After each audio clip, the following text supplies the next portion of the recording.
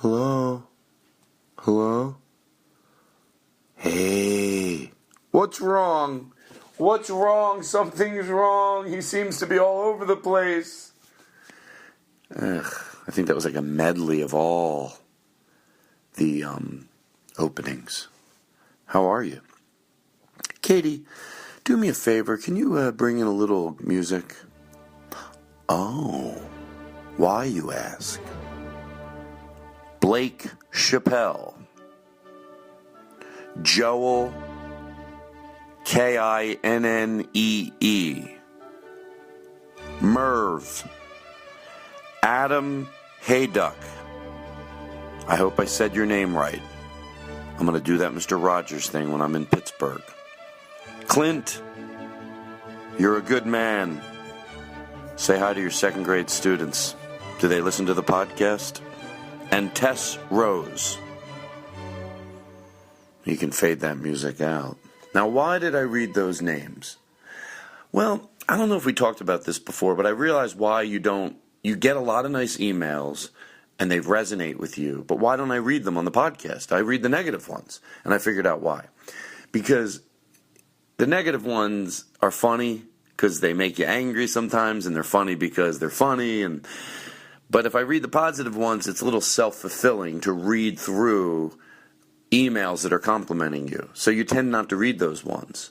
But I wanted to read through those names because they were amongst others that took the time to send some very kind words by our way at the podcast. And I do read them. I know I say that a lot, but I just want you to know. Because I can imagine it's frustrating when you're into the show and then I go off on somebody that isn't. You're like, what's he worrying about? That's why I read them. I get it. And it really helps me. So there you go. What if you're like, all right, I don't mind when you've been with the thing with the bing and the bong and the bing. What? All righty, well, here's today's show. You know, I could say it's a short show because the first hour, we're sort of talking about more serious stuff. The second hour is lighter. Maybe just listen to the second hour. You know? But it was fun. Now, Look, I'm not going to sleep well unless I say this.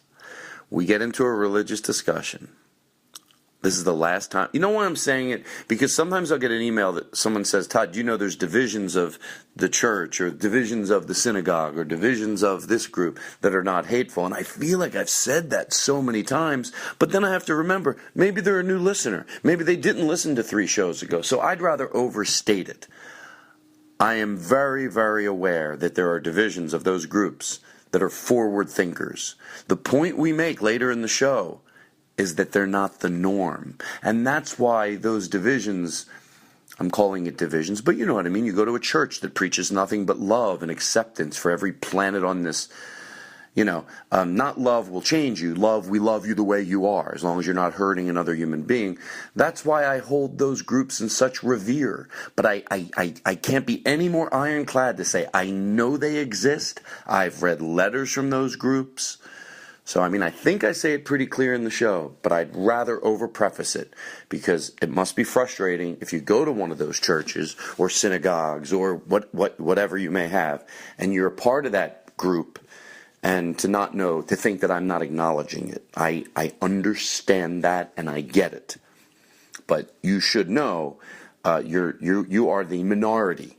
And that's why I hold, you know what I'm saying. Okay. Am I going to redo this opening? No. No. So enjoy the show. And that's it. I get a little tongue-tied. I say some words wrong, but now when I say them, you'll be like, oh my God, that's the word he must have been talking about. But as I always say, my heart's in the right place. And there you go. We had fun. Like I said, the first hour, we talk about a lot of serious stuff. The second hour, we just had a lot of fun. Very silly. All right, everybody. Bye. This is what they call in the business a cold opening. With a pause. Who is it? It's me, Dave. Open up, man. I got the stuff.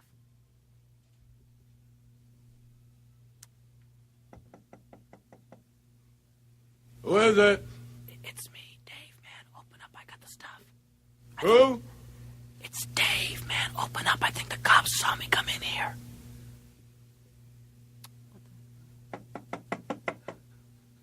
Who is it? It's Dave, man. Will you open up? I got the stuff with me. Who? Dave, man, open up. Dave? Yeah, Dave, come on, man. Open up, I think the cops saw Dave's me. not here. No, man, I'm Dave, man. Hey, come on, man. Who is it? It's Dave, man. Will you open up? I got the stuff with Who? me. Dave, man, open up. Dave? Yeah, Dave. Dave's not here.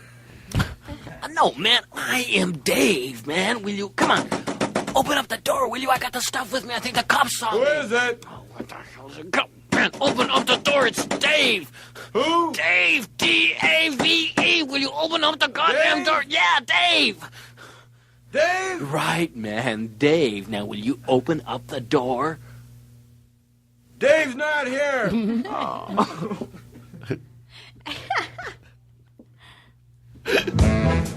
A very funny guy, Todd Glass. That's right. If you don't fucking call me back this time, then Why you got a curse on this show? Mom, I don't appreciate that. Launches August 12th. Todd. Hey, it's Zach. Elfnacker. Listen, man, I really want to come on the podcast. In honor of Jared, 1987, we're not going to interrupt the opening thing. We'll show a little respect. I've got stuff to promote. Comedy Central presents Todd Glass. But you can't stop me. Ryan Regan again. Brian Regan. That's a funny motherfucker, that guy. I'll tell you that much right now. I don't know. Let me know that. That's Brian Regan with a Is that the way G. you work?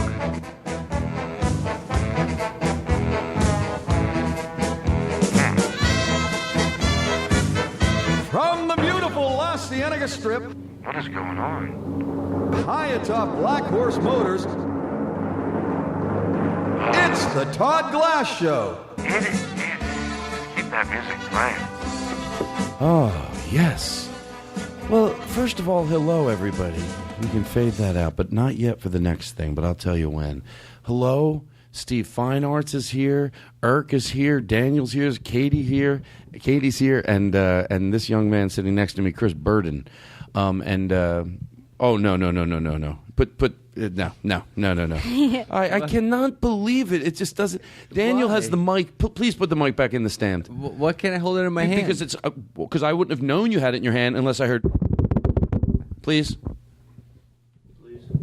What made you think that you would do it different today? I don't know. I thought Because you want to sit back? Yeah. I'm gonna relax. What am I creating here? I'm creating a horrible atmosphere for everybody.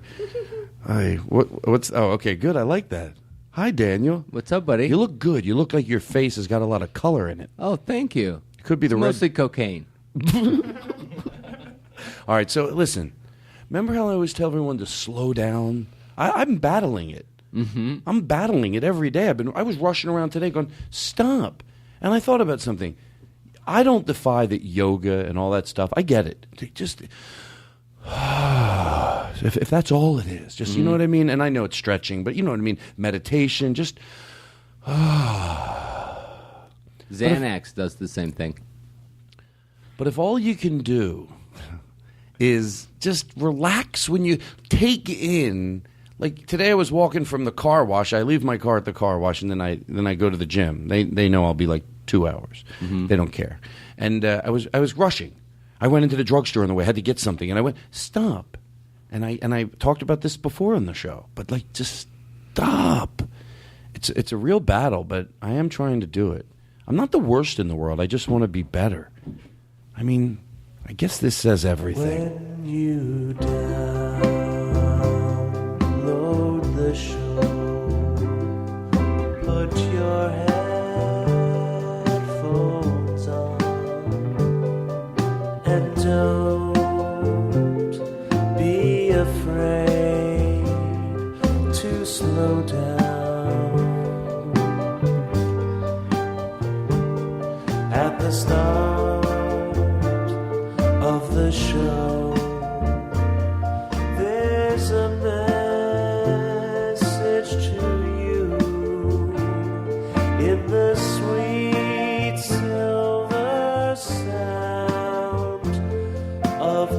Todd Glass. Slow down, take a breath. Slow down, take it in. Though the show has hours to go. The show has hours to go. Slow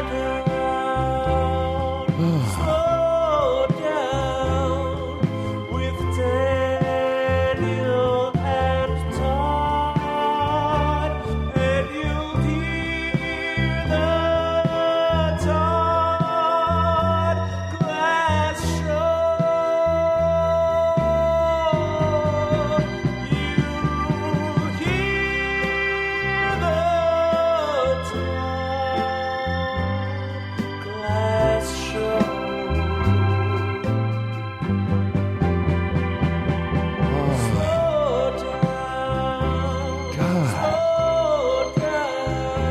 This show is like yoga. And Eric.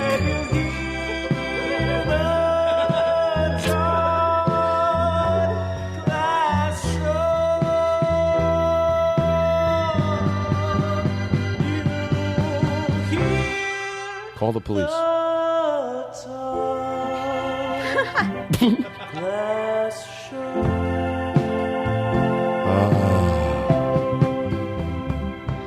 What? Just stop. Stop. Not a sound in the room. What could be more appropriate right now? That's right, everybody! It's the Todd Glass Show! That was mean. All righty. So we're just the family today, which is always fun. Steve Fine Arts, I consider you part of the family. I was back in Pennsylvania, had a good time. PJ Ryan's? I did PJ Ryan's, and I did MMR. And Donnie, I want to give you a little shout out over at MMR. I hear you, Donnie. Donnie, baby. Donnie is a very nice young lady or a woman that works at the Preston and Steve show. She's a real sweetheart. And then, really quite a va-va-va-va-voom, as they say. I was home and I had a great time at PJ Ryan's. Everybody was very nice, and we'll get to some other stuff in a second about that. And I took my cousin, my nephew, Sammy, my nephew, and my niece, Katie, to Target. I realized, they love you to death, your nieces and your nephews. How old are they? 4 and 6. 4 and 7. Mm-hmm. So the first thing, I don't know, because, I love them and I adore them, but with my brother Spencer, with his kids, I did a little more with them. Now, it's not too late. I just went, I don't want to wait till it's too late. I went, I need to go over, even if I take them out for an hour, just me and them, not just seeing them at the house. And I did it. I said I was going to do it, and I did it. And I asked my brother, I go, Sammy doesn't shit in his pants anymore, does he? He goes, no. I go, all right, I don't know what to do. If he shits in his pants and we're out, I tell you what, I would rush home. Mm-hmm. I would rush home. So, but they were great, and they were so good, and they were so well behaved, but I was scared shitless that I was going to lose them, justifiably, because I said, if their mother loses them, it's still god awful. Don't get me wrong, but she's not lost them thousands of times. Mm-hmm. Me, it would be like the story First would. time. Yeah, Todd took the kids. Yeah, no, Sammy's gone. Would they forgive me? So I had my eye on them like a hawk, and I understand leashes. They've tried to make the leash. I remember the first time I saw Comedically, you understand. You don't really. I get them. I don't get people that don't get them. I was a leash kid. I don't get people that don't. Wait. Hold on. Let me explain before we get on it. Let me explain it, and then you tell me if you would agree or disagree. Just the first question: when you see a kid? Look, you're calling it a leash, and I get it. The first time I saw a kid on a leash, about maybe even 13, little longer years ago, I did think it looked a little cold. Obviously, we're used to seeing dogs on leashes. But then I did lose my nephew, Tyler, years ago for 30 seconds at a paint store. And let me tell you something. You fucking go into a panic. Mm-hmm. And I think all you have to do is lose your kid for a minute or 2 minutes, and now they know how to make the leashes look a little gentler. Like they have this thing. No, seriously, where it goes on the kid's back, and it looks like a teddy bear, and the teddy bear straps around the back, and then it's the tail. And I don't get somebody. I get the joke. I get if someone goes, God, that looks like a dog. But I don't get someone that goes, oh, that's ridiculous. Really? I don't think anyone that you have to love your kid to go, no, we lost him once. I don't know. I just don't think it's a cold thing. It's almost so. I don't want to go off on it. So you feel differently, Daniel? Yeah. Don't you think that you? I don't know if this is true. I'm asking a question. Okay, it's important. To me, it seems like maybe you failed or you didn't properly, explain to him prior to that point how important it is to stay near you, or you're not paying enough attention. Then you have to put him on a leash. Daniel, that's so okay. That seems to me such an easy fix. This is one of those things where, yes, I don't want to lie to you. I'm pretty sure I'm right. I could be wrong. Yeah, I'm pretty sure I'm right, and I'm pretty sure if you ask parents. By the way, can I interject? We have a leash. I was on a leash because I was not all the time, but I was hyperactive, and I would just run away. I would see something and just be like, "Oh, I want that," and I would just take off. Yeah, the thing is, so you had a leash. Your parents had you on a leash. Yeah. The thing is, Daniel, not for like all the time or a long time, but for a bit like there. High school. Yeah, just high school.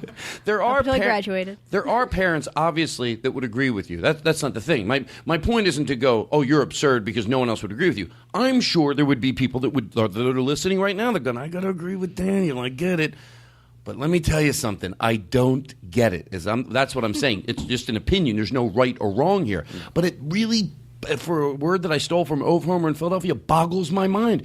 And the only thing I could say is, and I think it's fair, like we said, remember when we said, why are you leading? Like when people, maybe you've had to lose a child for 30 seconds or a minute to then get it. To then get it. And it just seems like, and again, I don't want to, when you said like, well, you just tell your kid this, no, you have kids. I was panicking. I was like, and I only had to, you can't operate. Didn't you lose him for like a minute? I lost, let me tell you something. With Tyler, it was 30 seconds years ago at the MAB paint store, 30 seconds. With Sammy, 5 seconds. It happened once. He was right behind me, 5 seconds. I'm like, Sammy, and you panic. And then he was right behind me. He goes, you told me to follow you. And I'm like, oh, my God.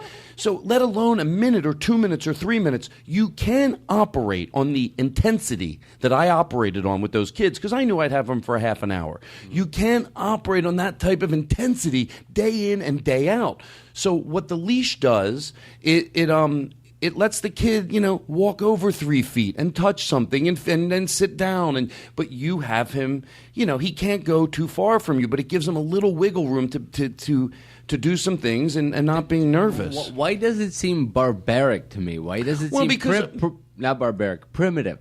It seems very primitive to go, oh, I'll put him on a leash. It's a physical restraint. Well, because I think along with it, you're putting to come to that assumption, you have to go, what goes with it? I think there's, obviously there are kids that have their parents on leashes that are bad parents. Yes, of course. The leash doesn't signify. It's like, that doesn't signify whether it's a good parent or a bad parent. But what I'm saying, it certainly doesn't make someone a bad parent. Let me ask you, what would you do? And remember what I said. I would put a collar on him with my home number. Okay, that's hilarious.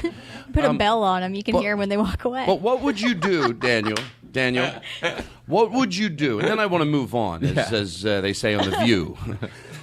Yeah, what would I do? What would you do if you...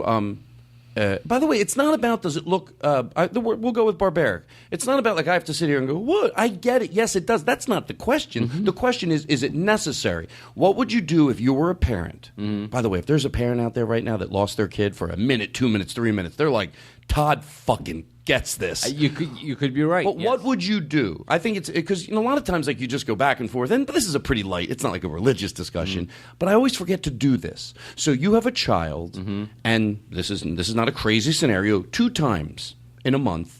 You didn't want the leash either. You go, it just looks. And keep in mind, you might. I don't know what made anybody laugh before, but over the years, because they look barbaric or a little bit cold or whatever you want to say, they have tried to make them look a little more gentle. Like I said, there's one I saw with a it's like a teddy bear, and it goes on the kid like a backpack, and it's just it doesn't look like it's not a collar around his neck.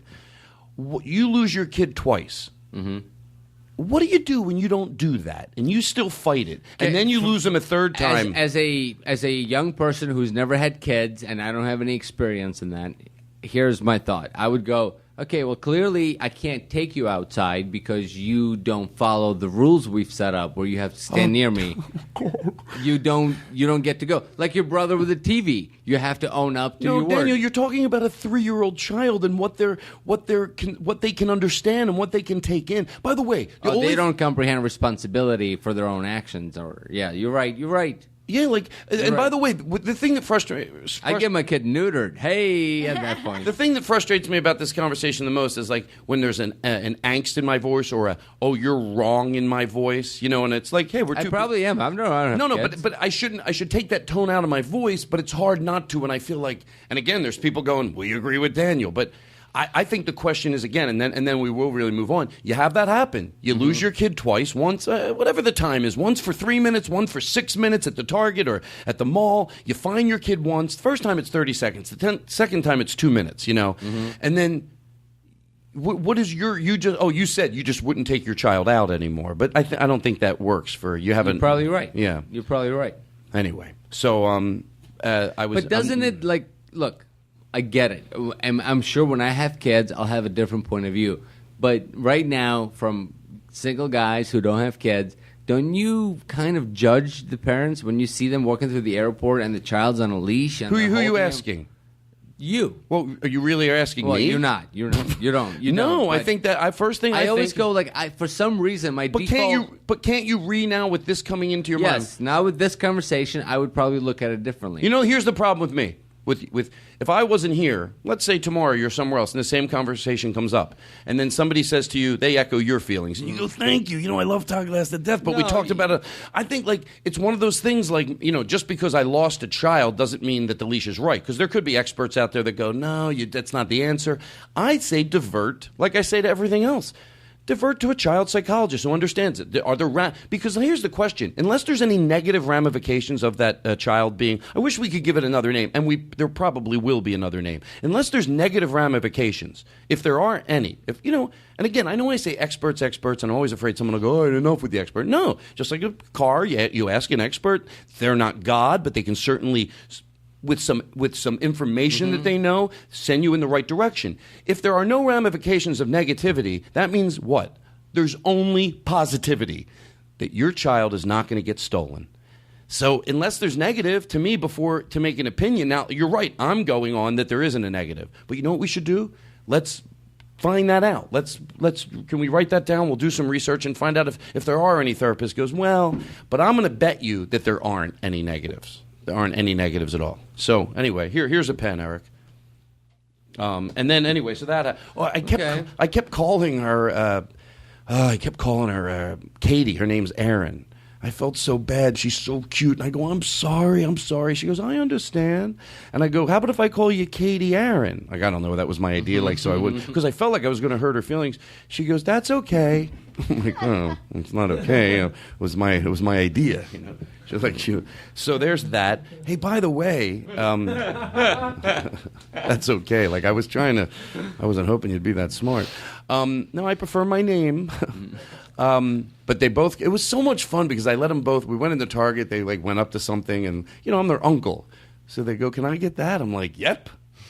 And then Katie got 3 books. I go, you can get more, because I knew what was the most they were going to spend. And then there was this big electronic car for $180. I'm like, oh, I want to get it for them so bad. I went home. I told my brother, I almost bought it for me. He goes, go look in the garage. They haven't touched it. So Sammy and Aaron, you guys, hi. They listen to the podcast. Play this for them because they really like that. They always tell me. They chase each other around the living room with a leash and a choker. Get over here, you son of a bitch. All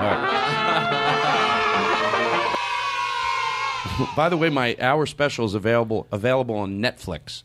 Now, I don't do this that often. Well, yeah, I do it, and you've always been very nice.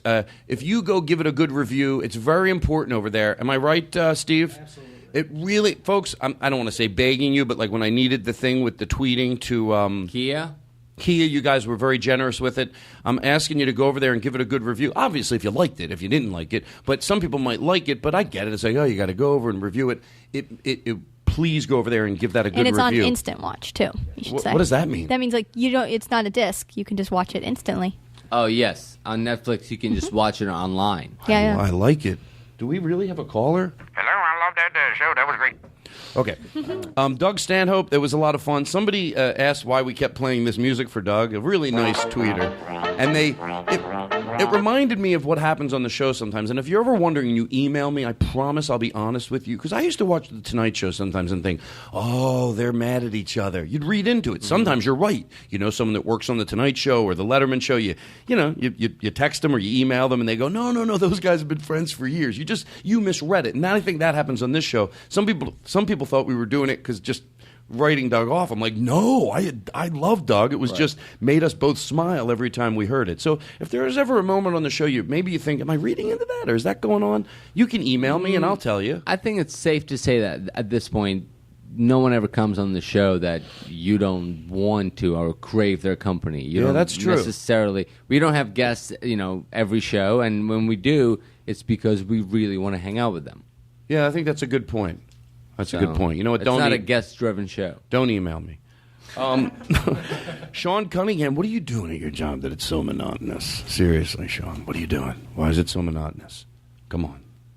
Make it unmonotonous. You know what you should do? And I'm not even joking around. I swear to God, you should get there's sometimes you can put music on. It makes your day go a little bit easier. That could be good. I guess that would help. Who sent that in? Who? Marky B.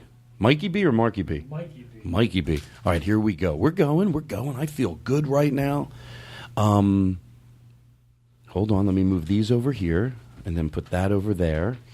And then we're gonna go. It's all good. Andrew Pauly, I think I'm creating a monster. Andrew sends videos and they make me laugh, but you gotta give me a month or so, okay? And don't get upset. I don't want to upset people. I'm not good at the videos do make me laugh. It's just that, I'm going to edit that out. That's my new thing. I'm going to edit that out. Neil, what's his last name? Neil and his brother Tim. Oh, Tim. Tim. Tim. It's Tim. Neil's brother Tim. Yeah. They listen to. Oh my God, he's freaking out. Oh, that's Tim. I remember Tim. Timmy, baby. Tim.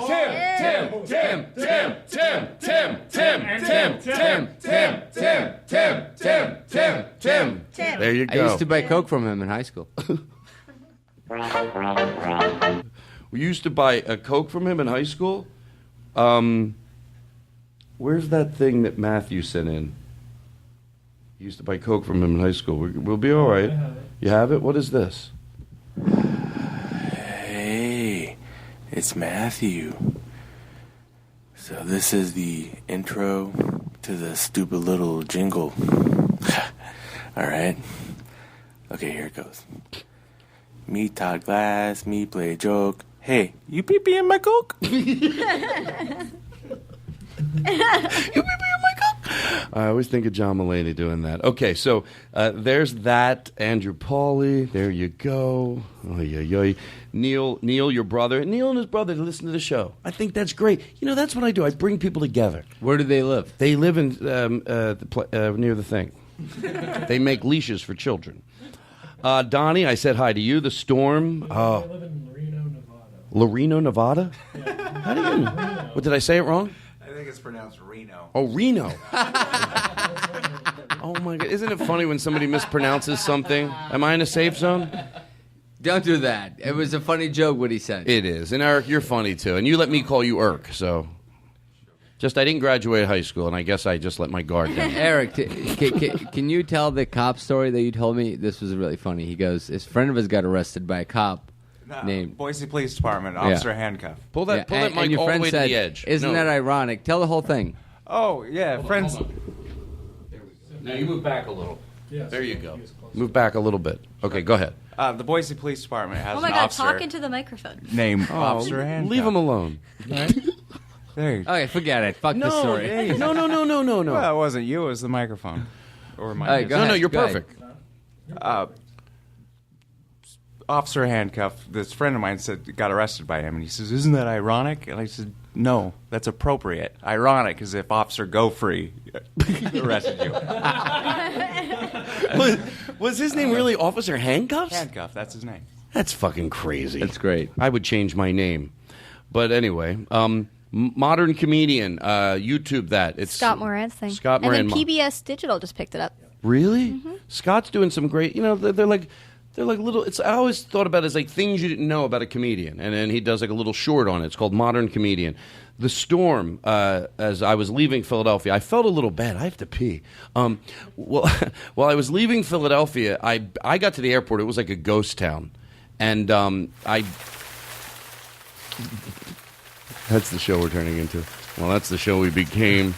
Hold on one second. So I get to the airport and I move my flight earlier, and everyone's so scared. I feel bad, like I'm escaping. Mm-hmm. Like I did. I moved my flight up to Sunday because I didn't want to get stuck at the airport. And when I got on my flight, she goes, "All the flights are canceled after this. You're getting on the last flight out of here." Mm-hmm. I felt a little guilty, like I'm leaving my family to. Then my mom calls me. She's like, I swear, she goes, Todd, do you... I'm doing a mom voice, but that's not how my mom talks. Do you think it's... I should take some money out of the bank and buy a generator? I'm like, Mom, I don't know if I think if you can use the generator, you'll, like, I don't know what she pictured, like the whole house blows away, but she's got a griddle going, like with a generator. I don't, but they're fine now, and but I did just get out of there. Felt good to get up in that sky and just take off. So, yeah, there's a bunch of flights canceled now. Right, but there's people dealing with it. People that are listening right now are dealing with it right now. I like when Mitt Romney goes, "I know what it's like to go through something like that, so our hearts go out." Come on, please. You don't know what it's like. So there's that, the storm. I want to bring back Sniglets.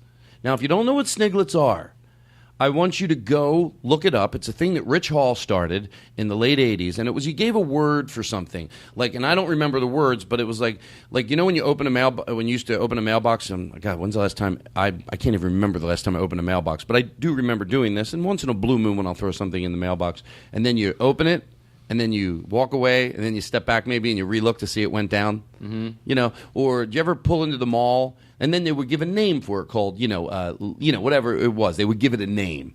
Like, do you ever pull into the mall, and you go to pull into your spot, and there's nobody on the other side, so you keep pulling straight through, so then when you come out of the mall, you can just start your car and pull out? Mm-hmm. You'd give that a name.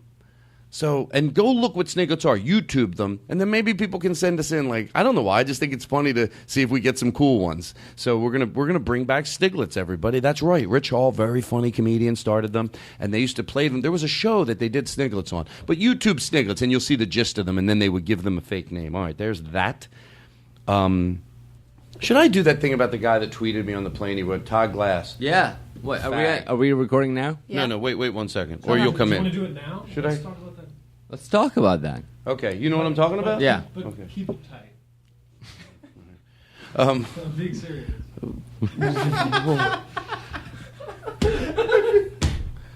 Are we recording? Yeah. So people heard? Do you want me to keep it in? Well, I don't care. People heard Chris tell Todd to keep it tight. He goes, and then he goes, "I'm being serious. I'm being serious. Like, fucking keep it tight. Let's make no mistakes about it." All right, I'll keep it tight. Yeah. What am I? I mean, I could laugh or get hurt. Anywho, put you on a leash. Well, I was sitting on the. Here's the thing. By the way, hold on. Yeah, her name is Shelley. What? Shelley, you know who you are. I love another quote from Mr. Rogers. One of the greatest gifts you can give anyone is the gift of your honest self. Now, don't let that go in one ear and out the other. You give them the gift. It's the gift of your honest self to somebody else. So there you go. I like that. Did you know they have full episodes of Mr. Rogers on YouTube?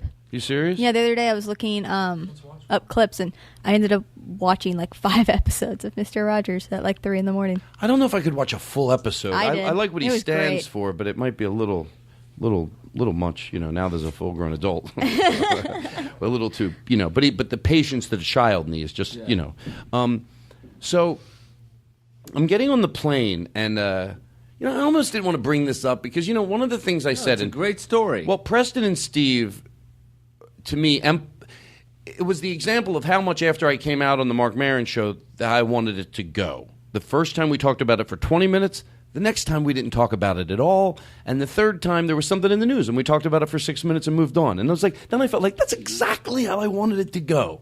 You know, I didn't want to go never talk about it. I wanted, as it came up, to and I guess that's my paranoia sometimes. But this did happen. And, you know, I'm telling you the truth. I look at a tweet and that comes in. Set the scene. You're at the airport. I'm at the airport. Flying to Philly. You're at LAX. Yes. You're going through. No, I'm in Philadelphia. You're in Philadelphia at the airport, and you're looking through your tweets. Yeah, on the plane, sitting on the plane, Uh-huh. and I see a tweet that says, "What is it exactly?" It says, "Oh, thank you for pulling that up, Chris." Nathan Porch is that his name? Nathan Porch. Yeah. Now, by the way, let me read it first. I learned Louis C.K. said, "Try to preface after you let people know what you're prefacing about." he told me it so affectionately after one of my shows. He goes, "Todd, I knew where you were going, but the whole crowd." So anyway, here we go. Just saw Todd Glass at the airport. Fag. Just kidding. He kills. Now, there's no doubt. Let's just. I love this. It's called just keep it clean. Mm-hmm. Keep it clean. I'm sure he was trying to be funny. Yes. I'm sure he's not an evil person. But, you know, I thought out of all the adjectives to explain me if he kills, that why that would even get in. You know, to me it would be like referencing Martin Luther King. Anything to do with, like, his ugly shirt that he used to wear. Mm-hmm. Really? That's what you know. Or the N-word. Well, of course. Just kidding. He's inspiring. Well, right. So it's like, and then I read through his tweets because Sarah Silverman told me if you want to understand who somebody is, read through some of their tweets. Now, we all know in the perfect world it shouldn't bother you. But sometimes, you know, we have the part of us that gets it and is analytical about it and can dismiss it and isn't that the larger, more spiritual person. But sometimes you can't. She goes, read their tweets. And he goes, what was the other one that said? It says, gay marriage gained mainstream acceptance in what, the last 3 to 5 years? I don't agree, so that makes me a homophobe? So the first thing you have to do with somebody like that, here's the way I'm thinking, because I read this, and then I found out who, you know, okay, well, he uses that word. I don't know how ironic I can believe it is when he also doesn't believe. So the question is, can't you be against gay people getting married, but not be a homophobe? I think the only way to answer that is to ask yourself some questions, not me sit here and go, yeah, that means. Who give a fuck? You've got to ask yourself some questions. Go back in time. I'm going to give a few. You pick one. Can you be against women voting? Does that make me a sexist? Now, by the way, if your answer to that is no, I think you can be against women voting and it doesn't make you a sexist, then yes, then I would imagine the same thing applies to this. You can be against gay marriage and not be a homophobe. Can you be against, I was against, you know, black kids going to white schools. Does that make me racist? It depends what your answer is to the things in the past that we were dealing with. Or against interracial marriage, which was illegal. Can you be against interracial? And you know what? It's love. Say it. Now, by the way, I'm not putting words in your mouth. If you ask yourself that question in the privacy of your own home and you go, picture it was back in the day when someone goes, and I'm sure there were people saying this, oh, man, just because I don't want my daughter marrying a black guy, all of a sudden now I'm a racist. Now, what's that answer to you? What's Nathan? Does that say, would you defend that guy? Would you go, no, I don't want my daughter marrying a black guy. That doesn't make me a racist. So you have to ask yourself that question. I don't know. What's the rest of that story? Then he gets on the airplane and he goes, hey, how you doing? Todd Glass. Pretty sure it's him, Todd Glass. And I'm like, oh, you want to be my friend? Like, what do you... And I'm 90% sure it was him. If he ever hears this and he goes, I didn't get on that plane, I'm pretty sure. I looked up, I'm like, that's that motherfucker that just... So to me, what was more interesting was when I reread his comment that he you know, he's thinking, what, you mean to tell me I can't be against gay people getting married? And that makes me a homophobe? I don't know. You have to do some research and ask yourself some questions and then, you know. But anyway, so there we go. Was that short enough? Yeah. There you go. Hold on. Now, but somebody sent me in something, and their name is, they said, Carlin did complain. I said, whenever there's a comedian that has something to say, they never complain about PC. They said, Carlin did complain about PC. Well, First thing I thought was, first of all, that expression, politically correctness. You know, when it's unfair, when someone's trying to say something brilliant and good. I would imagine Carlin wasn't complaining. If I'm wrong, I'm wrong. But send me in the footage. Send me in the footage. I don't imagine what's going on over here. No, there's something. You guys are laughing. No? I wouldn't imagine that Carlin was complaining about. He was probably trying to say something relevant and social and couldn't say it. Like when you're going to a college, don't talk about that. Even though I wouldn't imagine that Carlin was complaining that he couldn't say fag or retarded. We're not saying that you can't make fun of political correctness. You absolutely could make fun of political correctness. There's been time. Are you defending what? Are you defending your right to say faggot and retard? Then no, you can't complain about political correctness. Right. Yeah, that's not.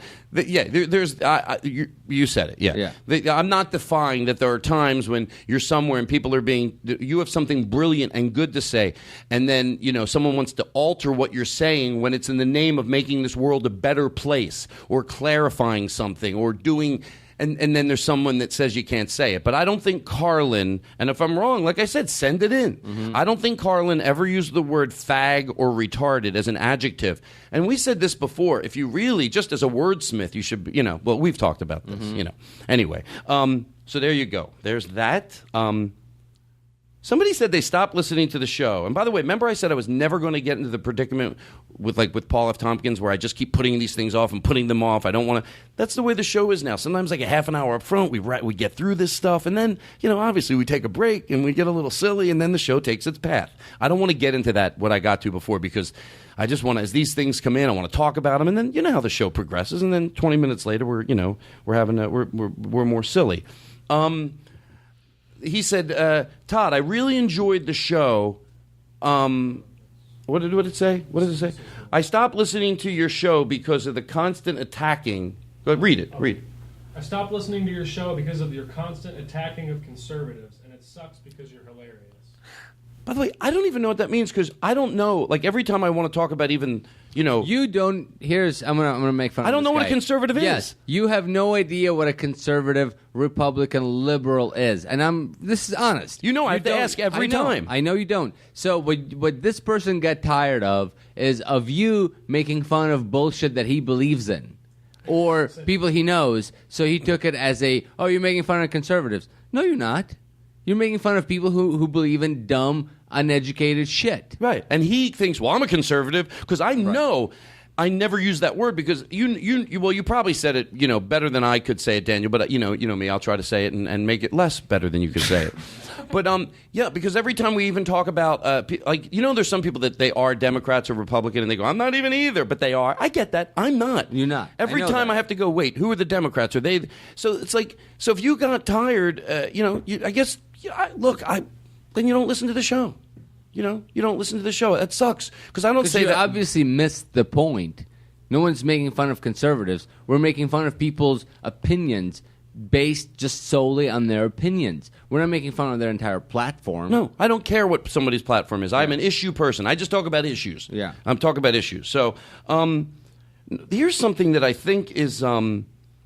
Again, I love talking about this stuff. By the way, thanks for the Wawa gift card, Michael Cooper. That was very nice of you. See the way I throw that in there? This is going to probably get a little bit passionate for me because that's why I want to do this last, and then we'll take a break. But so we got that. What? No. Oh no, go ahead. No, it was just. Do you want me to bring up an email? I think we could do this. Hold on one second. I don't understand people that vote against their moral beliefs. I don't understand. What do you mean by that? Well, like somebody that says, and I'm not going to say who it is because it's a friend of the show. When you have if you vote for Mitt Romney and you are against. This is sort of echoing what I've talked about in the past, just from another angle. If you vote for Mitt Romney, and let's say you are against, not only against gay marriage, but Mitt Romney thinks that kids should go to get help if they're gay. Go bring your kid to therapy. That's another level. So I don't get it. If you agree with that, and then you think he can also answer our economical problems, and you happen to agree with him socially, that doesn't make me go, oh. But if you're going, because these people that I'm talking about right now, they don't agree with a lot of his social beliefs. Mm-hmm. And I don't understand how you can vote against your social beliefs. I don't get it. I don't get that. And they go, well, you have to take your time. It takes time. Let me tell you something. You know how I go, I don't want to lose listeners, and there's certain things like they think I'm funny. If you can't agree that putting someone in an office that thinks you should bring a child that's gay to a therapist, if we can't agree that that is the same torture to bring a child that is straight and try to make him be gay. Mm-hmm. Now, I'm not worried about the people who go, oh, that's a horrible comparison. If you don't think that is a crystal clear comparison and you listen to this show, I wish you fucking wouldn't. Mm-hmm. I wish you fucking wouldn't. Now, someone could go, well, Todd, that's not going to help people change. You have to be gentle. You have to be kind. If you have that thought, I don't think I'm right. If you're not listening to that, because there are people with their headsets on right now going, same fucking thing. And if you're voting a president into office, so if you do agree with my analogy, and there would be people, hold on, in other words, the person I'm thinking about, they would agree with that. If they didn't, I'm all right with that. I could let it go. If they went, if they don't think that's a good comparison, but the person I'm talking about would think that was a good comparison. They'd go, yeah, if you brought your child in 2012 to a therapist and you tried to make him be gay and he was straight, either way, it's mind-fucking, it's barbaric, and it's horrible. Either way. And then you vote a president into office that would do that. How much drive a smaller car, you fucking selfish fuck. Mm-hmm. How much money do you need? How much of a tax break do you need to vote against what you believe? I don't fucking get that. That's who you're going to put in office. Someone that disagrees, someone that would take a child and bring him somewhere to fuck with his head. Now, if it takes time. How much do you have to forgive? I get it if they're not if they go, well, they're not into marriage. Mm-hmm. But they don't think you should bring your child. But this guy thinks both. No marriage, and if you have a child that's gay, bring him to a therapist and fuck with his head. Yeah. And I also don't get people who say they want to vote for Romney because of his economic plan, because his economic plan hasn't been shown. Like, he just says it's going to be better than Obama's, but literally, that's not a hyperbole.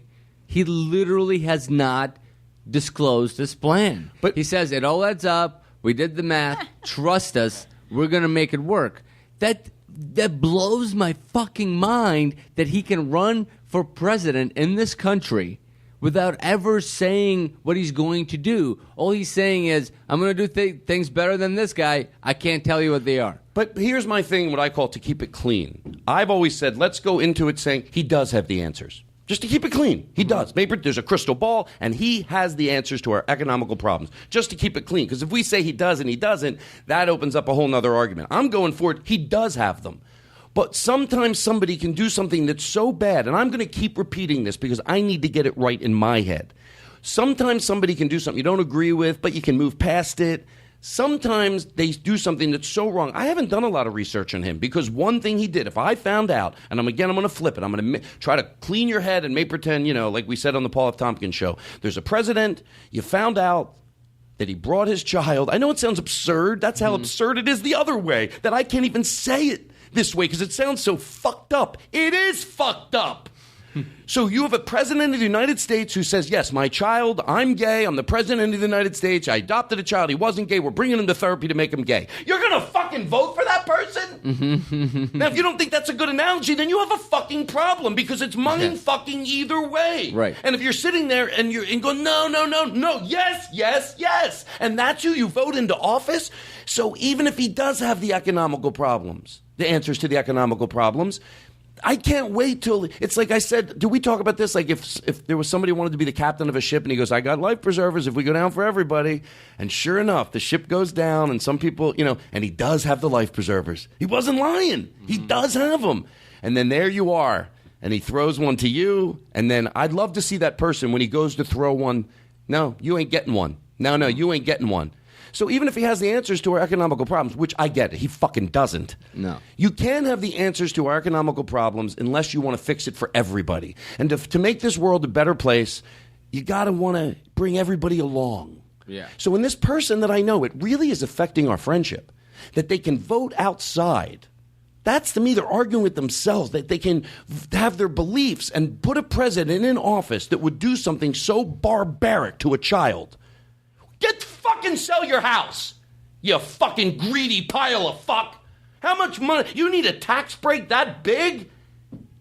Get some fucking help. And my anger isn't because I want him to think my way.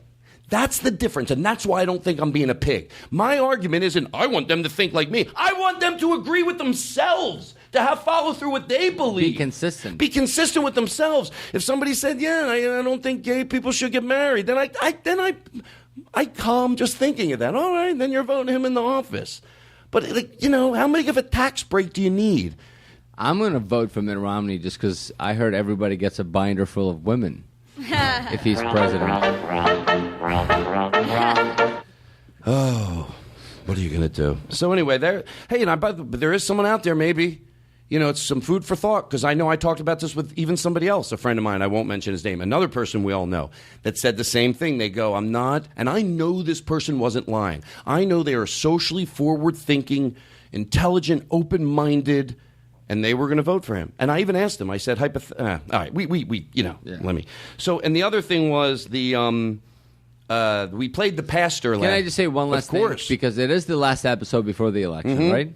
So if you're going to vote for Romney, go ahead and vote for Romney. But please don't lie to yourselves and to the others around you that you're doing it for economic reasons, because you're not.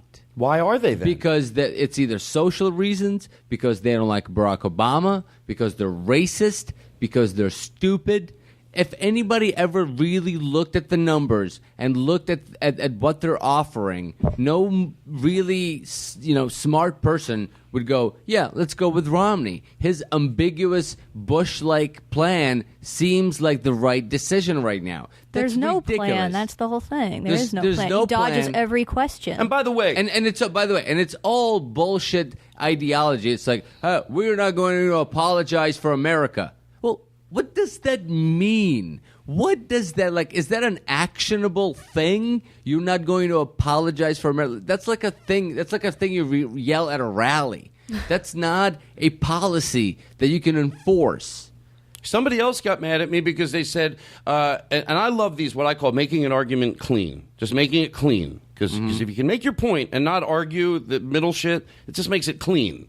They go, well, Obama isn't that much better than him. Okay? Clean. Okay. You know what? If he's a smidget better, then I would vote for him. Yeah. There's a lot of people out there that are not thrilled with what Obama did and still voting for him. They thought he should do more. I get it. Those are the people I respect, because they're going, no, don't get me wrong. I'm not voting for him because I'm very frustrated at him. I think he could have done more.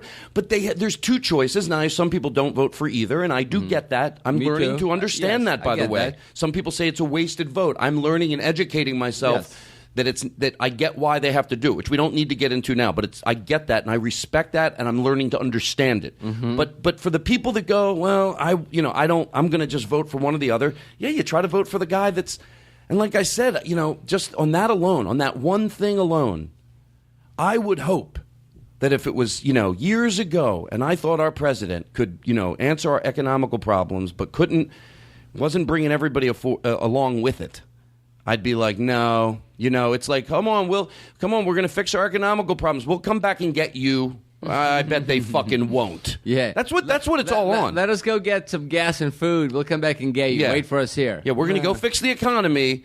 I promise, and don't be sad. But we're going to come back. I swear to God, we're going to get the economy fixed. And once he fixes the economy, then we're all going to go, hey, now that you fixed the economy, that's bullshit what you're doing to gay people. No. And women. I was just going to say, what about women? He wants to take away all of our rights. That's why I was going to say, fuck, in the context I'm saying it, fuck just talking about gay people. Every human being, And I like when it hits other people. I love when it hits other people that, he doesn't care about women, he doesn't care about this, but they're all right with that. And then when he says something about them, it's like, huh? The number, you didn't, yeah. The number of high-end paid CEOs under Mitt Romney in his, not CEOs, but positions in his administrations has diminished since he took office in every position he's ever been in. He started off with more women in high-powered jobs that he ended up with. That's a fact. But you know, I just want to get that out. I know, and I want to keep going back, and then again, we'll move on. I like to, you give yourself a cap on this stuff. Again, I'm going to repeat what I said. When somebody's social beliefs are so archaic, if you're hiring someone to be a babysitter for your children, and you find out something so barbaric right away, you don't have to do any more research. Mm-hmm. And that's what I'm saying. So it's like, whether all this stuff is true, some people will go, oh, well, the President Obama is not giving any answers either. Now, I don't want to argue, oh, he's given more of answers. Let's say I agree. I go, you're right. They're both don't fucking answer questions. Mm-hmm. Just on social issues alone, I have to go for the person. And it all goes back to that big billboard I fantasize. And it's the Martin Luther King rally, mostly black people. You see a few white people. And then you want to think, would have that been you? Of course, we'd all like to pretend. Wouldn't that be great to think that you'd be the small minority of white people that would go down there and fight for what was fucking right, even though you could have gotten hurt? And you go, no. And you'd like to believe, I don't know that many people that would go, that wouldn't be me, I'm a chicken shit. Everybody would love to fantasize that would be them. Well, fucking prove it now. And don't vote against your social beliefs. Have a goddamn backbone. Yes. Really quick, did you guys hear about the whole FEMA thing? How months ago Romney said that he would pretty much get rid of FEMA. He would stop funding the FEMA. And now with the hurricane on the East Coast, they have footage of reporters asking him about that. And he just dodged the question every single time. Mm-hmm. And they're all like, oh, well, no, we never said that. He just went back on it completely. Albert Brooks had a funny tweet. He said Mitt Romney believes in FEMA only in case of the life of the mother. Okay, here's our last thing. Well, last thing on the more serious side is the pastor thing that we played last week. Uh-huh. Let's talk about that. Yeah. The pastor thing we played last week. I put it on Facebook, you by did? the way, yeah. Yeah, brilliant pastor. Somebody writes, go ahead. Todd, you really missed the ball on that one. The earliest abolitionist movements in history were spearheaded by Congregationalists and Methodist churches.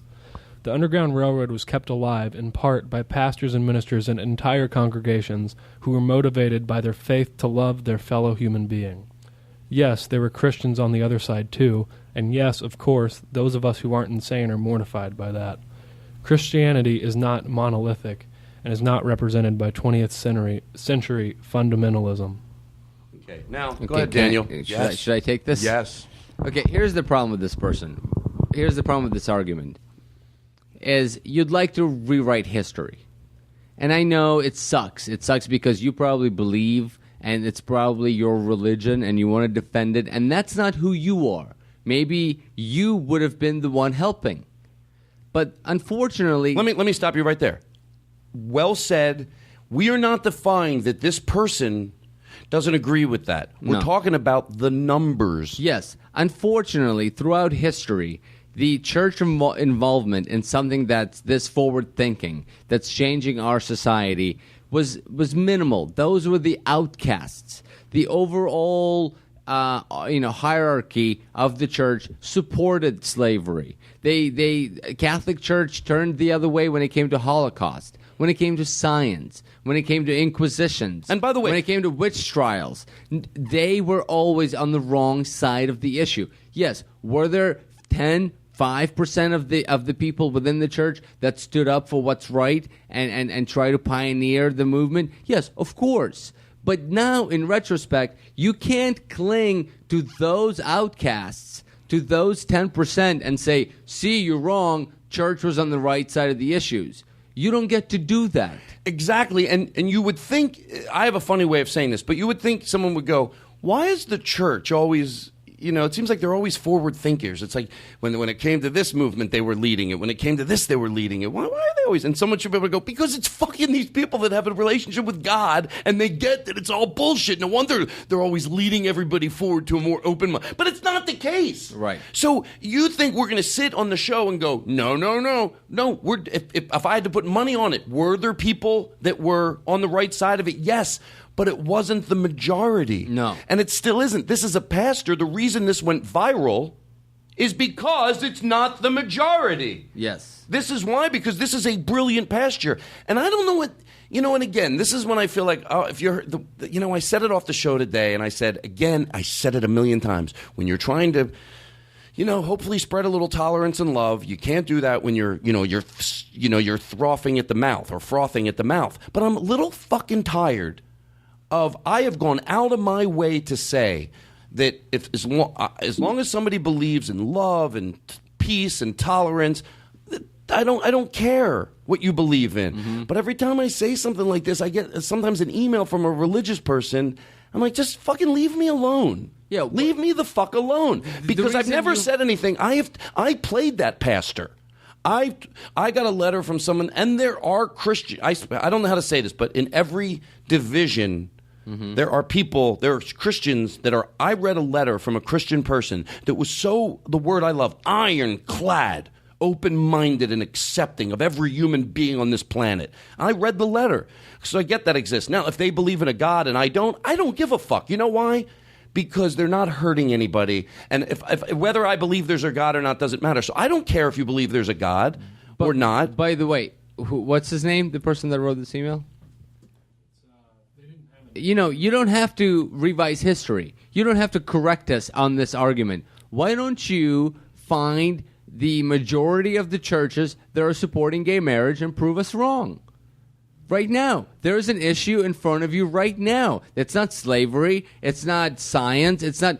Go ahead and look at your church's position on gay marriage right now. Now, yes, there are 10% outcasts that are forward thinkers, that are aware, that are enlightened, and they're trying to move on. But you don't get to 50 years from now go, see, the church was on the right side of the issue just because those people stood up. They were brilliant people. The people that belong, we're using, by the way, synagogue churches. I always say church, and I feel like we're talking about every organized group of religion. The people that are a part of those churches that are open-minded, that's why they're the people that can go, and by the way, even though I don't believe in a God, I can respect the fuck out of the Christian people or Hebrew or Jewish people that don't subscribe to that type of hate. And then they go, I don't care. Hey, they believe in God, I don't. But you know what? While you're here on this planet, you're not hurting anybody. You're a loving person. And you know what? Organized religion is fucking itself up the ass more than anybody else could. They do more damage to themselves than anybody else could. Because if they were just loving and caring, and they go, that's what happens when you have a relation. How do you have a relationship with this person upstairs? And then you're this hateful. It goes against, like, someone should pull you aside and go, come here. If you want people to believe that you have a relationship with the guy upstairs, probably be loving to everybody, and people would believe it. Right. Be loving to everybody. Be on the right side of history. It'll make you look better. But who's going to believe that you have this great relationship with someone upstairs and then you're... But the other thing is, and again, why they get so tired of when you doubt there's a God. I don't care. Like, I think it sort of goes... And again, we'll go in for the close here. The same thing with Democrats, Republicans, all that. I don't know. As long as someone's kind, I would never find out that someone was kind and giving and loving and caring and then found out they believe in God and care. Hold on. I don't care. I would never go, oh my God, that person's such a good person, but I found out they believe in God. So why do you fucking care that I don't? If you're so sure there's a God, if you're so positive there's a God, what do you fucking care? What if I doubted your house you live in? Mm-hmm. What if I doubted your house? I don't believe your house. You'd be like, what? You'd back away like a memento patient because you're fucking positive you have a house. You wouldn't argue. You wouldn't argue. I doubt the car you drive. What do you care that I doubt? Because I'll tell you the difference.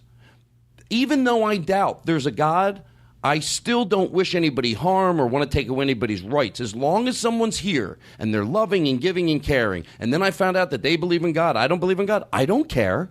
That person that wrote me that letter, that I was like, no, as long as you're kind and loving while you're here, I don't care that you believe in a God. I've met a lot of spiritual, religious, enlightened people. They believe in something, but they don't let that encroach on other people's rights. And that made me appreciate religion more on a deeper level. I realized that it's not all black and white. Yeah, you could be religious and you could have a belief in a higher power, but you could also be enlightened while you're here. Yeah, and inclusive. Right. It's not one or the other. Well, that's I feel like that's echoing what I just said, because it's right. Like if you're trying to get people in and get your the people to follow what you do, it's no one. I don't know anybody that would go, hey, you see that group that doesn't allow this or doesn't allow that? I want to join that. I want to be a part of that.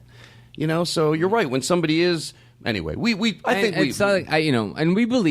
believe in stuff. I believe in the comedy gods. I'm not even joking. But why is that any more, ridiculous than your God? Well. Mitt Romney, by the way, believes in God, and he definitely thinks God is a male. Because he can't fathom how a woman would get a position of such high power. All right. By the way, so there we go. That was an hour? Yep. A little over an hour. All right. So that was a lot. So we're going to take a break. What do we play? Let's do the trailer thing. You want to do that when we come back? Let's play the trailer. We have a new game show that everybody can participate in. Even the audience at home. How about if we do this to come back? Well, I think if we're going to... Well, hold on. This has got to be good here. Oh, I like this one. This is a new one. Do you want to hear a new one from Joe? Yeah, in always. Portland? Yes. They're just so great. Let's do that, and we'll take a break.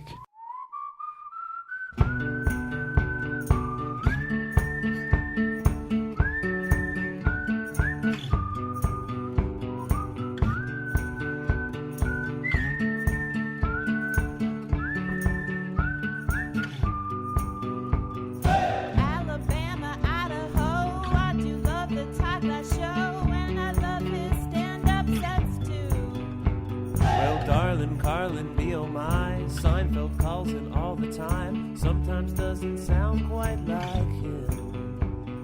Man, oh man, that neighbor kid always playing his trumpet. Will he ever learn a new song? Welcome to Cookie Krispy Kreme, Reese's s'mores to go camping. You get no bread with one meat.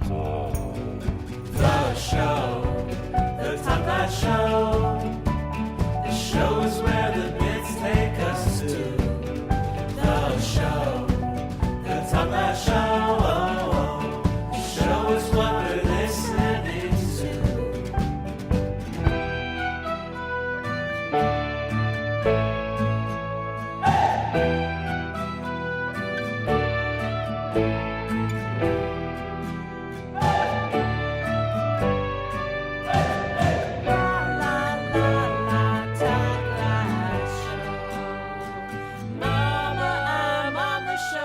Play the new game show. Guess what movie this is for? Do you have any music for him? That music you always play makes me laugh for some reason every time. Oh, we have a cat. Yeah. Hello, everybody. I'm Daniel Kino. Welcome to Trailer Trivia with me, your host, Daniel Kino. Can I tell you the truth? And I'm not just saying this. I don't have a game show voice. No. No, it was great.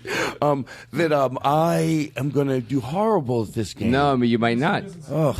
Because I do horrible in Doug Loves Movies. Hey, let's see what happens. Okay, right, ready? Okay. Let's play. Okay, bring the music out. Trailer number one. As soon as you know what movie this is for, you raise your hand. Who will judge who had their hand up first? I will, because I know what they all are. Can I ask a question? Can I ask a question? Are these movies that are out in theaters now, or are they older movies too? All over. All over. Okay. So if you know the movie, raise your hand. Chris will stop, and then we'll go from there. Hey, do you want me, when we're done this, to sing? No. I don't know what the rest of that sentence was, but the answer is no. All I heard was sing. That was the end. That was the end of it. You were on it. No one's been honest so far. Okay. No, I don't. I'll tell you what I'll do. I'll do it anyway. I don't give a shit. Perfect. You're fun. Wait, how do you? It's like the smartest guy in the world. You know what? I'll sing it anyway. You seem like a nice guy. Yeah, but I don't want you to sing. Okay. All right. Ready? Okay. Let's go. Okay, Play the first trailer one. number one. Trailer number one. It's Christmas Eve in L.A., California. Is Daddy coming home soon? Well, we'll see what Santa and Mommy can do. Oh, what's that called?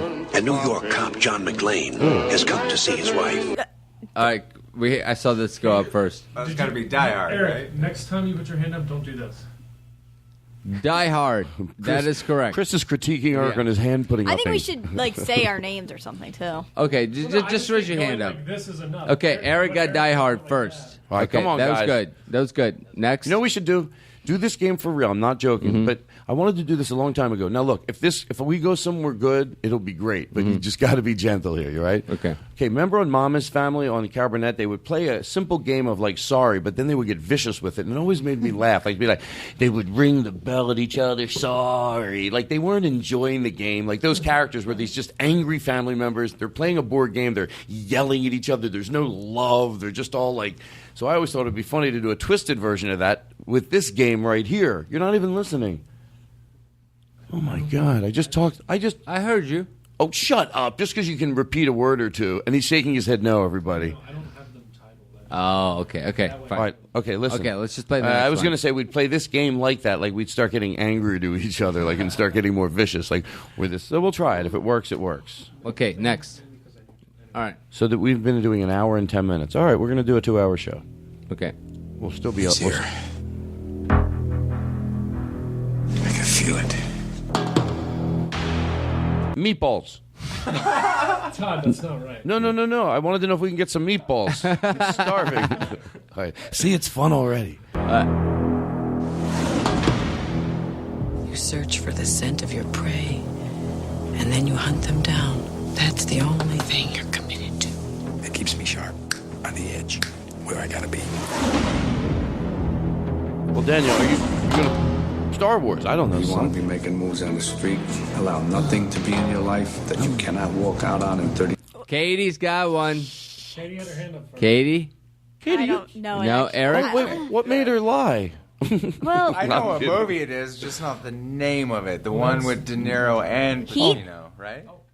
I was gonna say Heat, and then I wasn't sure if that was it.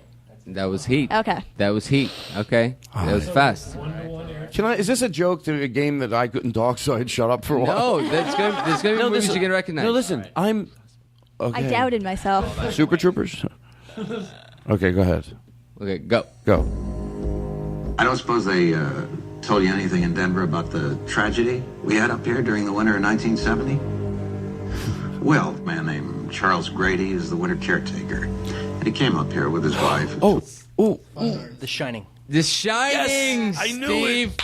I knew Steve it. nailed it with Can The I tell Shining. you, I think me and him knew it. All of our faces when I said Grady, we're like, Here's the thing, and I think Steve would agree. I think me and him thought about it at the same exact time. He just said it a little quicker. That means he's the winner. That's how it works. No, I know. I get that. I'm just, just pointing it out. Todd, you gave it to him. We can just admit it. All right, come on now. Okay, next. Oh my God, Doug Benson called you and told you to do this game.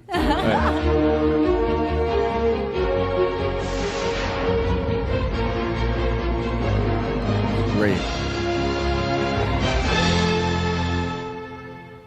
It's the opening to the Side Splitters in Bei dem Unfall davor.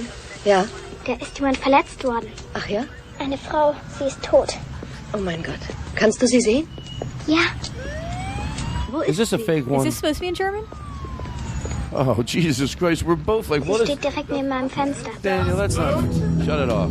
That's Is not that nice. supposed to be in German? Yes. We were listening and listening. Daniel realized these motherfuckers don't know it's German. And he's right. Daniel, that one probably should have gone last, right? Do you have that one in English? Yeah, I don't know which one it is, though. Okay. How many more do you have? I would get a bunch. Hey, by the way, listen This is fun entertainment. I like this.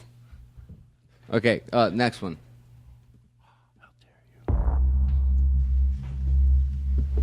So you're me in 30 years. Looper. Todd, you saw it. What is it? Looper. I didn't see it. I know, but remember the Doug Benson. Shut the fuck up. That is...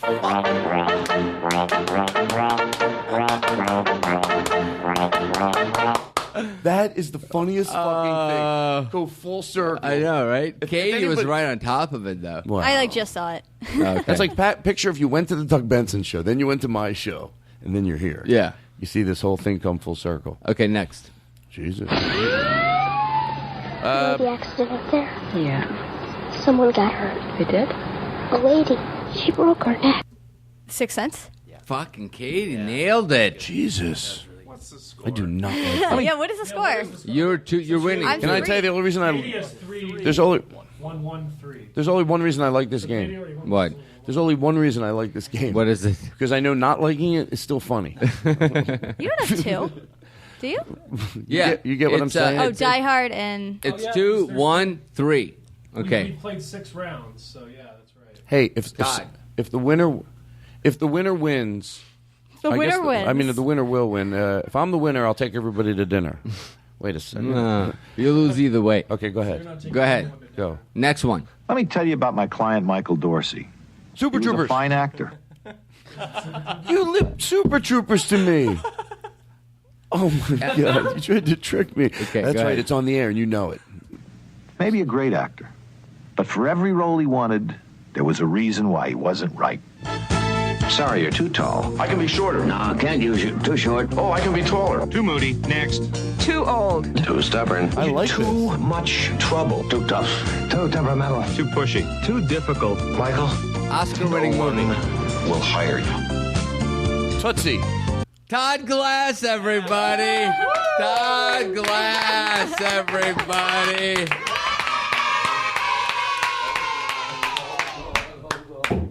Thank you very much. I just wanted to talk to everybody, and it was just an honor to win. I saw that it was me. I went a little crazy, and it was it's been a tough year. It really has been, and just this winning this means the world to me. And I want to thank my manager, Alex Murray, who got me this podcast, and it was truly an honor. It was an honor. I couldn't believe it. You should have seen the look on my face. I'm here tonight with my mother and my grandmother. We love you, Todd. And all right, that's it. So anyway, back to the game. All right, see if you can get more.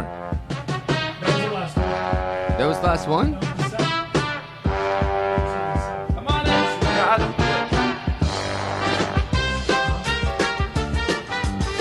All right, listen. Shh. I mean, no, I'm sorry. I shouldn't shush anybody. Okay, that was the last one then. Can I tell you something? I that like was that a game. lot of fun. We'll do it again. Yes? Yeah. We'll do it again. We'll have you back on the show. I try to make it like I'm a big shot. See how much fun we're having now? You take the journey with us. 25 minutes ago, people were probably thinking, how's this show going to be any fun? Then look what we do, motherfuckers. Mm-hmm. That's right. Let me tell you, sometimes I'm right and sometimes I'm wrong. I'm not going to lie, but I will tell you this. Sometimes I'm right. Sometimes other people make mistakes. You know. So, that's all I'm saying. You know. I'm just saying. Todd, you were right and I was wrong. I want to apologize for the shitty review. I mean, the guy admitted it. It takes a big man. Like you're very That's why Jared, 1987, and a very understanding. he's smart. Think about it. There's no way that he could have written this email. He's a smart guy. Accept my apology. We just got off on a bad path, but our hearts were in the right place. When I left that review, I mean, he was in a bad place. He even says it. I was in a bad way. He was in a bad way. And I took He took it out on me. out on you. I mean, this is, you know. You are right, it's your show. Anyway, that was a lot of fun, Daniel. We're going to do the headset game tonight. You know what I was thinking about? I'm thinking about a lot. I wish someone would stop me. I was thinking about the Titanic, the ridiculousness. Can you give me a bottle of water? The actual... 1, 2, 3, 4, 5, 6, 7, 8. The Todd Glass Show, the Todd Glass Show. It's better with the Todd Glass Show. It's the podcast you'll ever know. Everything is better on the Todd Glass Show. Don't you feel it? I wouldn't play the song if I didn't believe it. I do believe it. Todd Glass Show, the Todd Glass Show. Everything's better on the Todd Glass Show. It's the best podcast you'll ever know. Everything is better with the Todd Glass Show. You were thinking about the Titanic, the movie, or the actual event? I was thinking about the actual movie. I flipped it on you. No. I was thinking about... Hello, Lexi. I was thinking about if the movie was true about, I don't know what made me think about it when they made them play the violin right to the very end. Do you have any Well, violin they didn't music? make them, but they agreed to. Yeah, that was like their gesture. Oh, I thought it. You sure? Mm-hmm. Because I really to George Carlin, I was thinking like, well, first of all, first thing I thought was maybe it was just in the movie. That's not true. But somehow something said to me, that probably did happen. You think some events coordinator came out and that's goes, what- "You're not getting lifeboats. You were paid for the full week." Yes. That's what I swear to God. Like, you'll play, and they're like, they can't say to their boss, "Fuck you," you know. Yeah. It's like They're he like, wants no, us to can we get play. out? We already send your agent a check. Yeah, you keep playing. Somehow people think when they're plummeting into the water that violin music says everything's all right. Pause it out. Fade it out. I hate when I say pause it out. I really do. We have a new segment on the show. What is going on? The light keeps going on and off. That's okay. You know what else keeps going on and off? Other stuff that goes on and off. Come on. You know what? Play that music all you want. People say, why? People sometimes say, why does he play that music during stuff? I go, I can't stop him. Meanwhile, it's me. More true than people know. No, well, it is. I'm glad you said that because you're right. Sometimes it's me doing it to him, but you've been in here when I'm trying to, like now. Yes. I know what he's doing, but it's not going to bother me.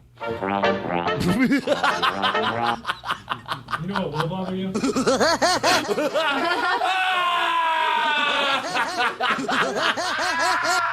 That was good. Chris, don't, Chris, stop, Chris. That was your best work ever. Oh my God, he's on a fucking roll. Okay, so All the right. Titanic. There's that. Okay. Okay, so we want to do the. Okay, I thought about something that you said at the live show, and then we're gonna have the cat sing "All in the Family" for Rick, and then we go to a new segment called. It's a segment. It's called what did Andrew do? You know. So that's coming up in the 3:00 hour. Can't wait for this. Yeah, one. yeah. Well, it's that's why you do it that way. I know it's best for last. No, and then I rant for an hour before. Why am I talking in a different tone? So anyway, I got a tattoo. I didn't even talk about that.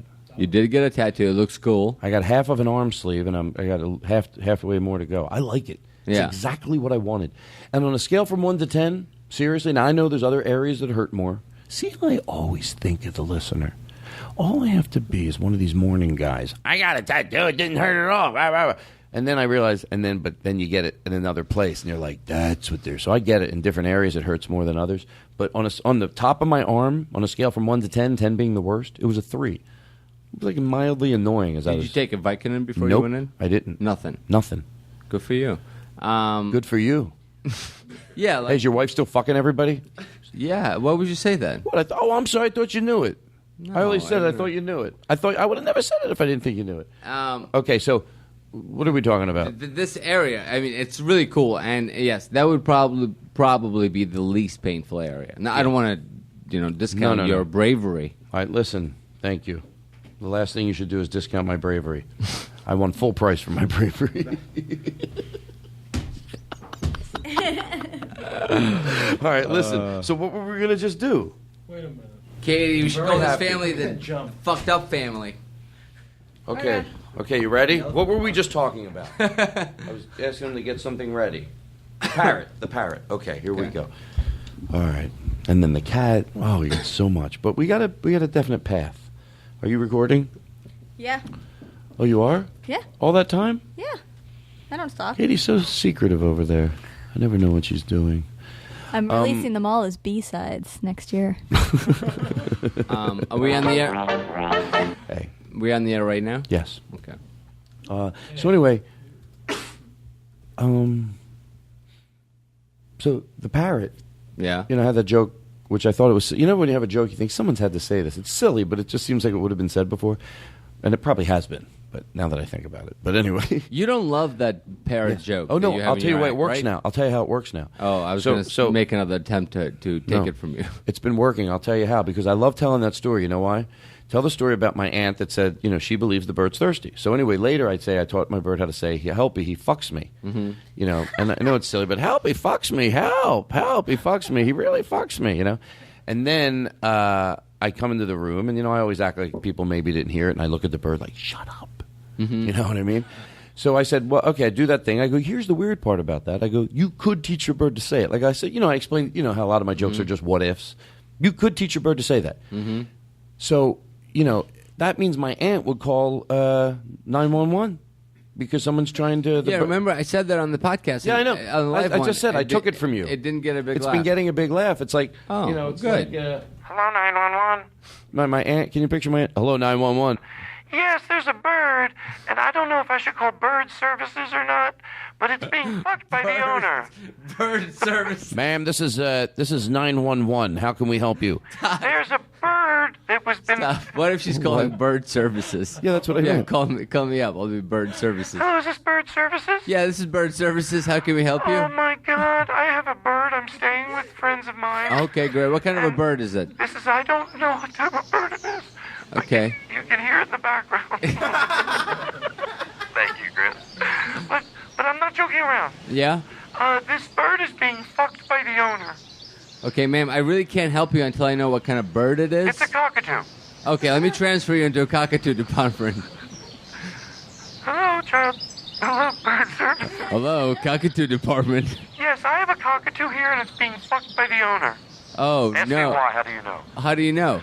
Well, why would it lie? The bird told you. What, Chris? Just because you find a sound effect doesn't mean the plan. All right. Okay, stop all the sound effects. You either hit it out of the park or you got nervous and because I told him have soundboards ready. Have you guys done any work for those soundboards? Todd, this is a soundboard with just sound effects on it. You know what? I like it. Give me one I need. Okay.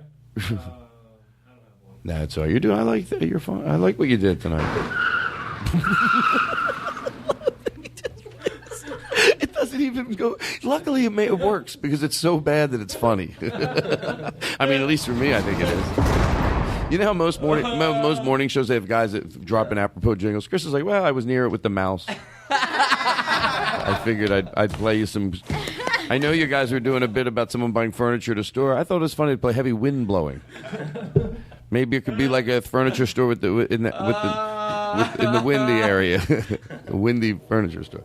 So anyway, that's all I wanted to say. You know what? By the way, I thought about something. I'm not going to go off. Don't worry. But I'm not going to go like crazy or anything. I'll keep this so short. I promise I will keep this short.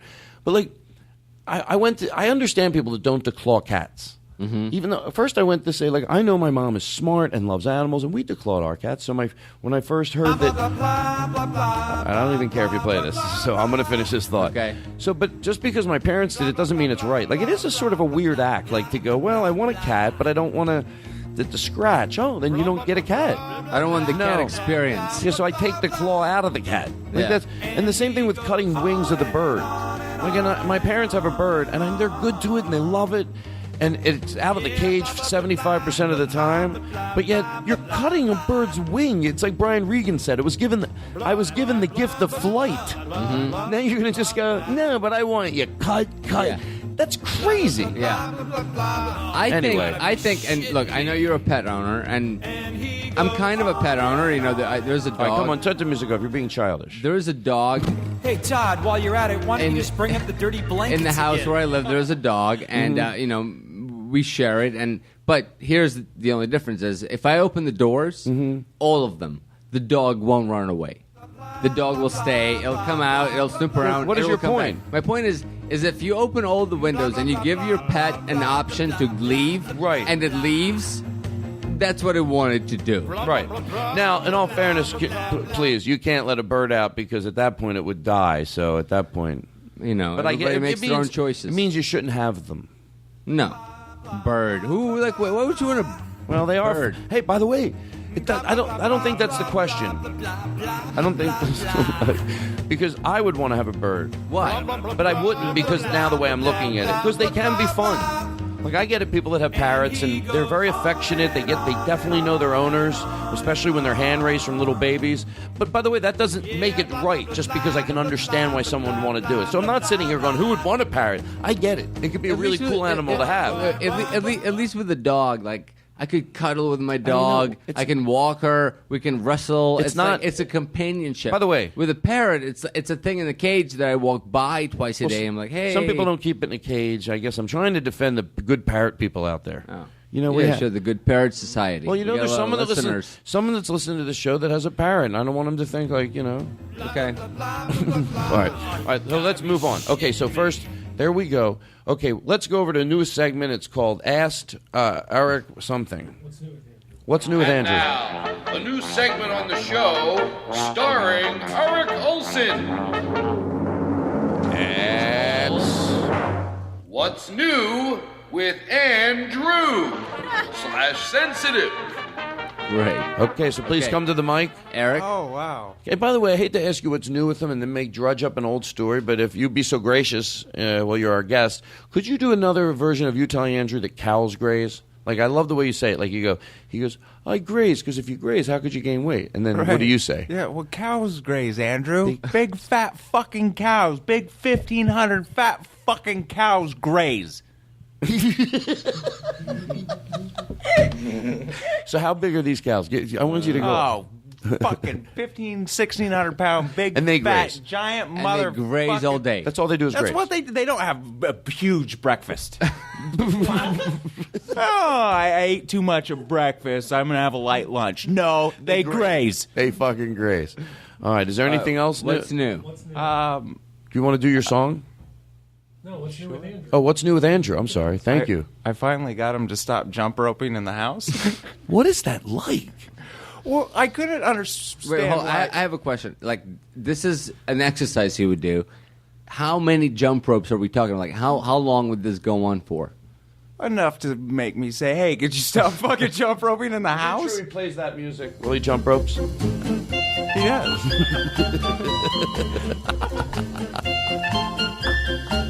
All right, wait. Listen, I don't want to be the type of show where we pit you guys against each other. So let me say this. Now, you obviously, as friends, as a full-grown adult, you have an affection for Eric. You love Eric as a friend, right? Andrew, yeah, Andrew, yeah. right? And Or you Chris, wanna be because let me there. tell you something. You and Chris, it's like, I fucking love it. But it is like watching you and Chris. But you're both old enough to go, yeah, you're sensible enough. You obviously like hanging out. It's fun. You both laugh at the same shit. To watch you two, it's like non-stop, just like bickering, and it's funny to watch for me. Does that make any sense? It does make It's true. sense. It's And then it's like, and then and then you go Sundays. Tell everybody what Sundays are for. we compliment each other on Sundays to make up for the rest of the week. Chris, you look nice. We just text each other compliments. It's compliments Sundays. But the rest of the week, fuck them. Compliment Sunday. All right, listen, we're going home. And the that cat. was the Eric. Wait, That can I was tell the- you one you- more? I realized I didn't have to convince him to stop jump roping in the house because he was going to do that anyway. He was giving exercise a try.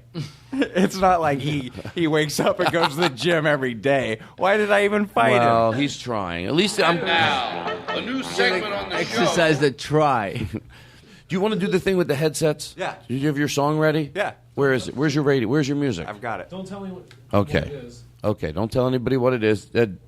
Hey, Daniel. Daniel, yeah. He's going to do a song with the headsets. Okay. Okay. Go ahead. Ready? Wait. You have Yeah. He's got them. Okay.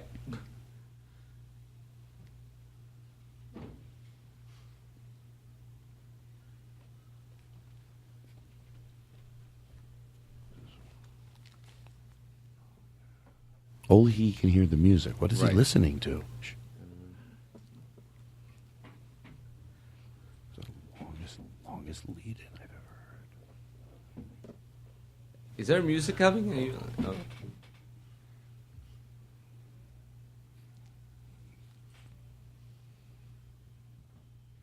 Tequila!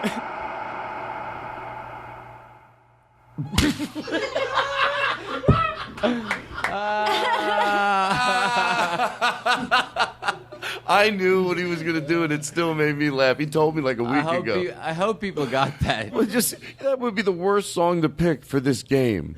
You know, if like, oh, by the way, he's still listening to Tequila!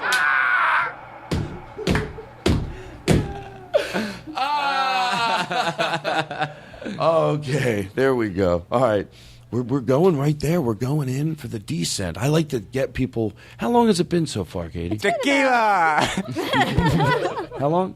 Like 140-ish. We're going right in, just like 2 hours, just like I said. Now, what about all that stuff we... oh, never No, mind. that's minusing like our breaks. Okay. Yeah. Tequila! Funny. It's funny till somebody gets hurt.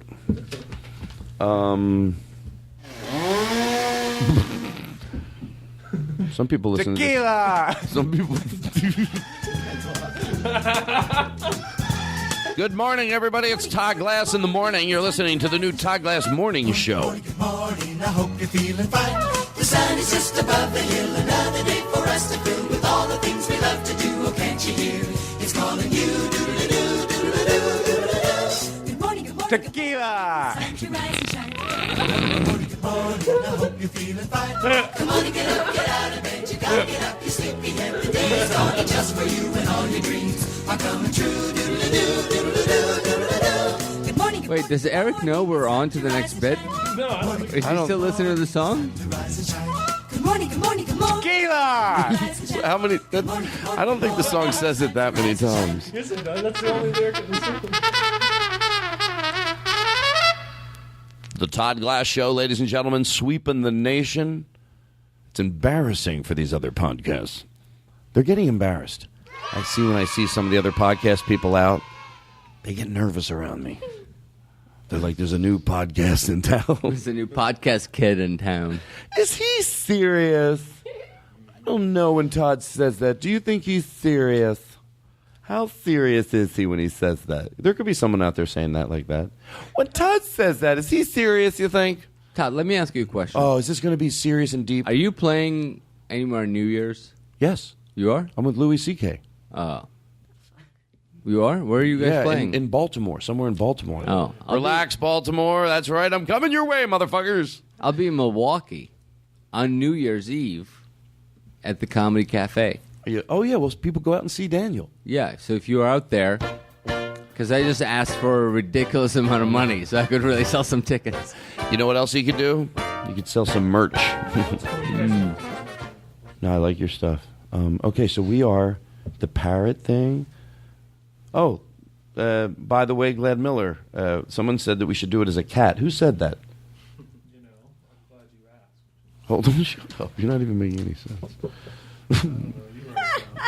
Do you have the cat? You wrote it down. I have No, it, but you wrote down who. well, where is it? This seems very professional. We can What if take a- it's we can somebody's? take a quick break. No. Let's just do it. Let's just try doing it. I didn't fuck up. What are you talking about? You sing the black. Oh, okay. I'll try. Someone said that I should sing this as a cat. Rick Bernard? Rick Bernard. Yeah, Frederick Bernard. Okay, how do you know? Well, it's right there on your notes. Oh, we don't have to be rude about it. From Television City in Hollywood.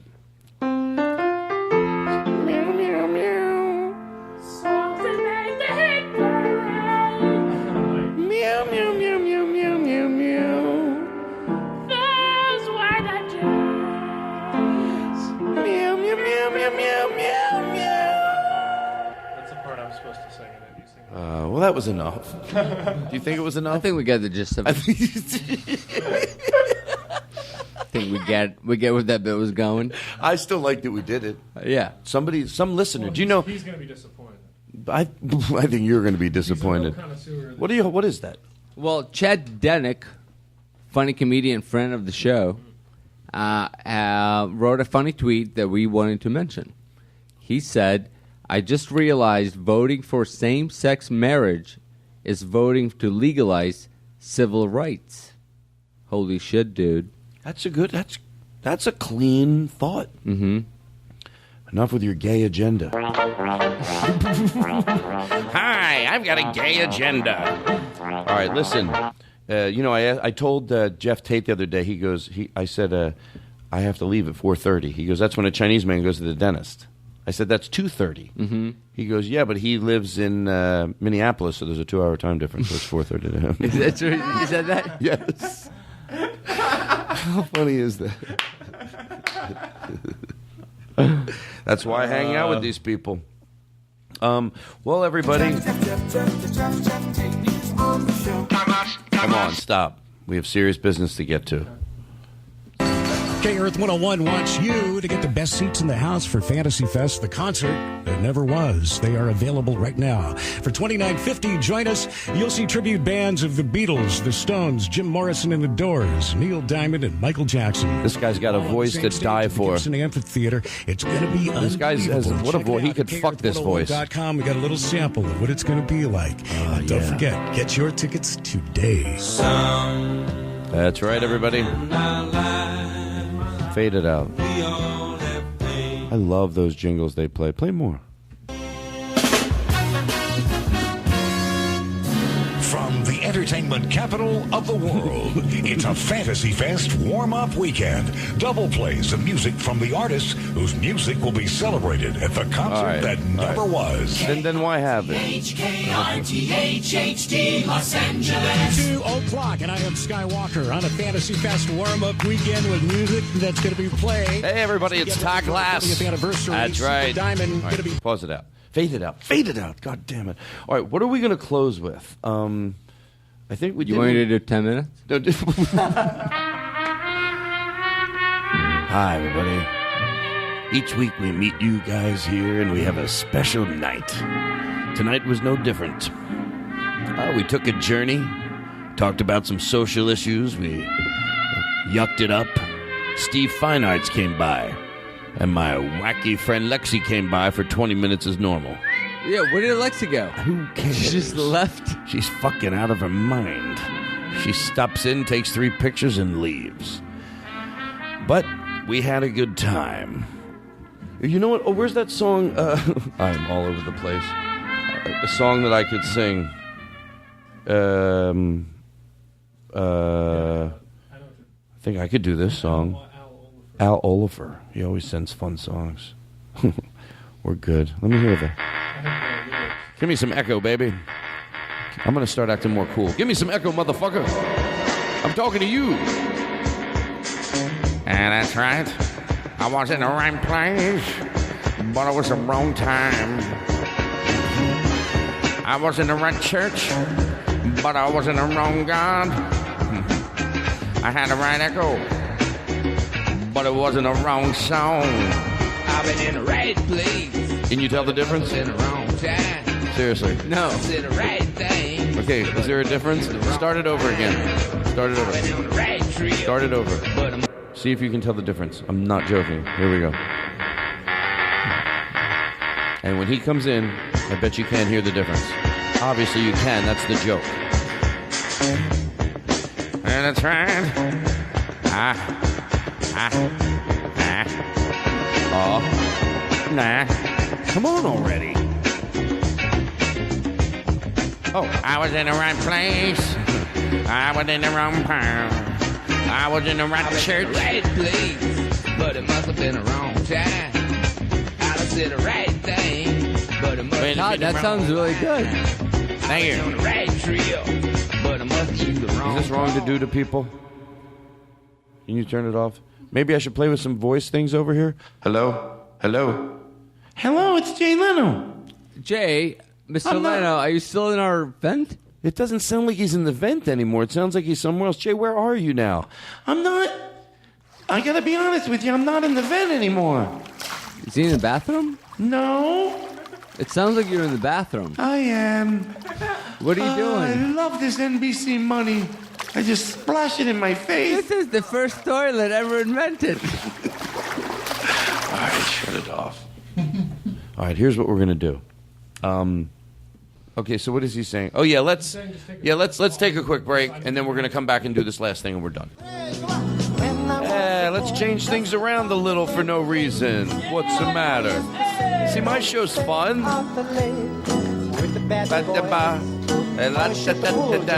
Yeah, shut up in your face. That's my mama talk a little. But to make a mistake of the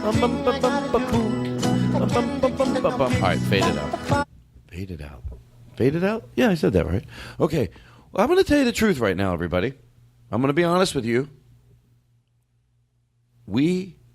This has never happened in the history of the show, but we don't have a closer. What? Yes. No. Oh my God! Better not let I mean, Chris Hardwick know about this. To George Carlin, I'm being honest. Now, I know. might be comedically dealing with it, but I don't know what to do to close. Do you have any ideas? Seriously, what if I just said, Daniel, wrap it up? Okay. I will be in Comedy Cafe in Milwaukee. No. Where are you going to be?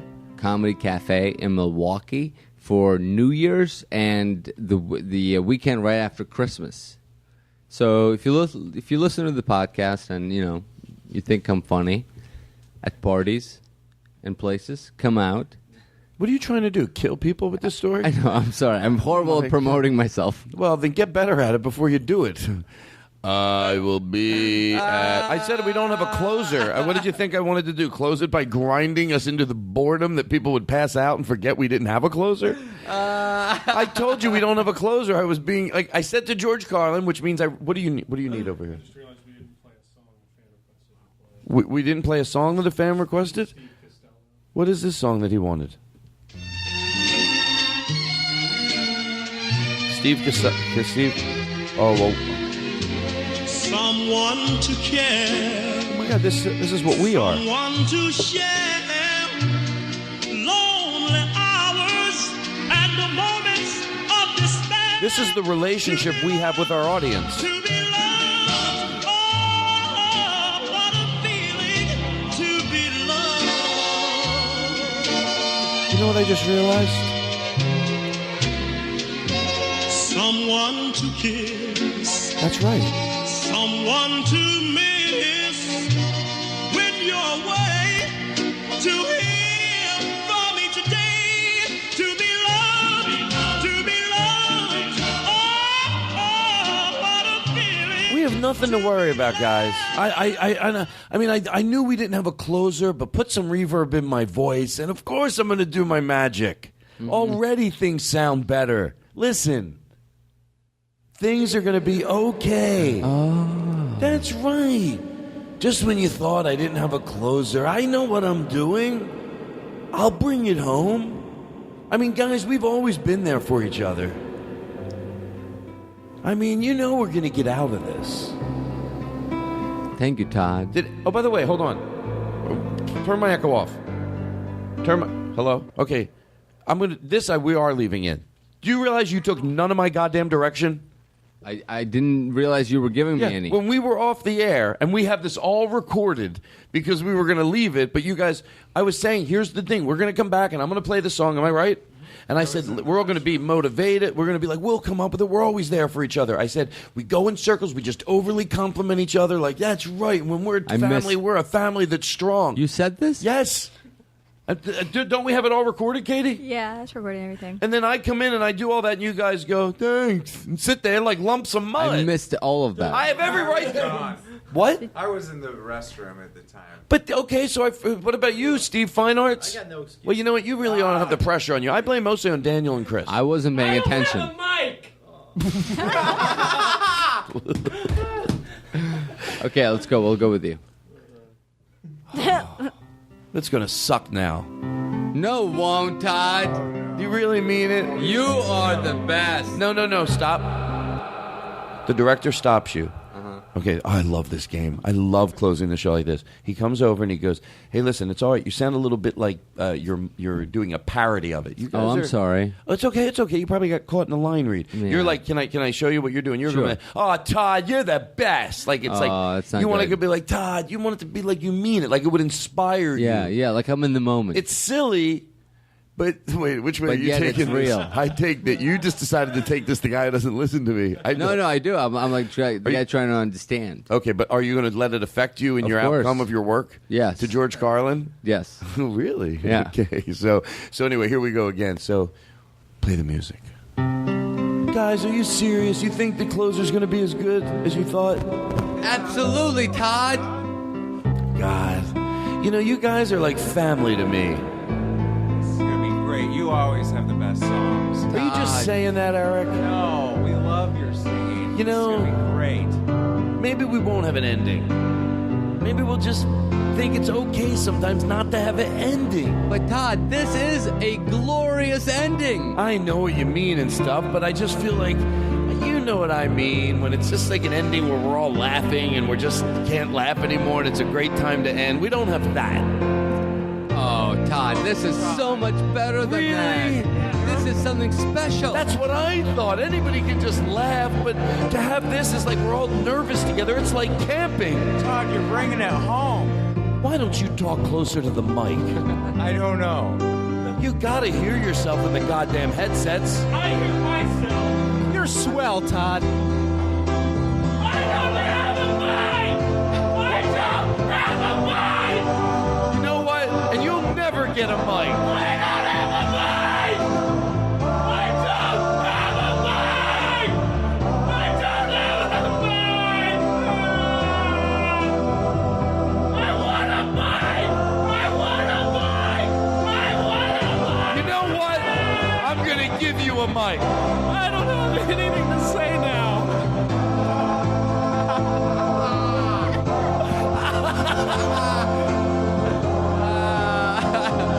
Oh my god. That actually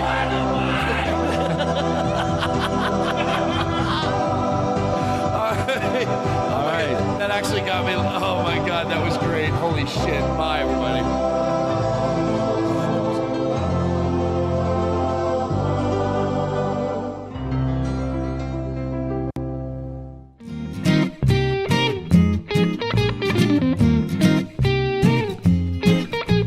Next time you're here with headphones in your ear, there's a lot of show left, so stay right here. Hey everybody, this is Todd Glass.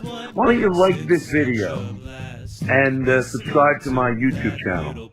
This is what I'm told to do. People tell me, Todd, you gotta throw people to your website. So, really doing this against my will. Todd Glass, we've got Todd Glass. We've got high on the mic with reverb glass. So anytime you're getting low, instead of letting go, sit and let the time pass. Hey, here comes another Todd Glass show. Hey, here comes another Todd Glass show. Hey, here comes another Todd